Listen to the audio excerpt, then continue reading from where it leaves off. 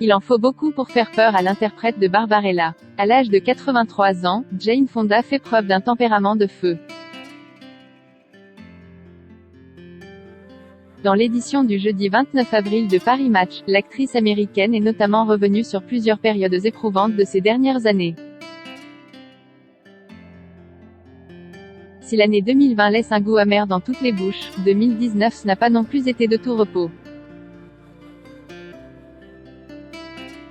En effet, après une opération des hanches douloureuse, Jane Fonda doit faire face au décès de son frère Peter, emporté à la suite d'un cancer du poumon.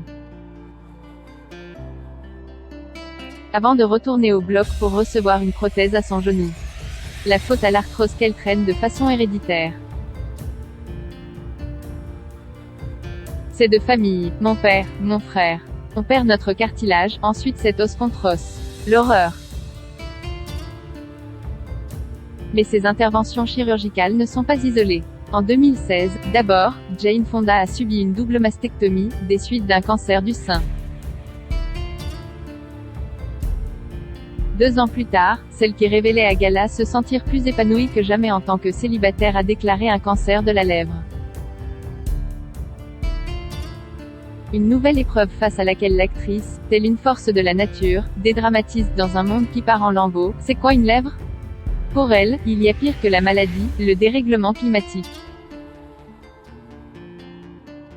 Militante sur les marches du Capitole, outre son incroyable filmographie, Jane Fonda est également une activiste redoutable en ce qui concerne l'environnement. Un combat qu'elle mène depuis la lecture de Plan B pour la planète, le New Deal vert, de Naomi Klein. Un véritable déclic. À maintes reprises, la star, qui apporte son soutien à Greta Thunberg, n'hésite pas à user de sa célébrité pour donner de la visibilité à cette cause qui lui tient à cœur. Jane Fonda a notamment lancé les Fire Drill Fridays. Tous les vendredis, elle manifeste à partir d'octobre 2019, notamment sur les marches du Capitole, pour faire prendre conscience de l'urgence climatique, a rapporté Brut. Elle sera plusieurs fois arrêtée par les forces de l'ordre sous les applaudissements. Et son investissement ne s'amoindrit pas. Ce mercredi 28 avril, elle a publié un livre intitulé Que faire ? Un ouvrage dans lequel elle fait intervenir de nombreux spécialistes et dans lequel elle milite pour une planète plus verte.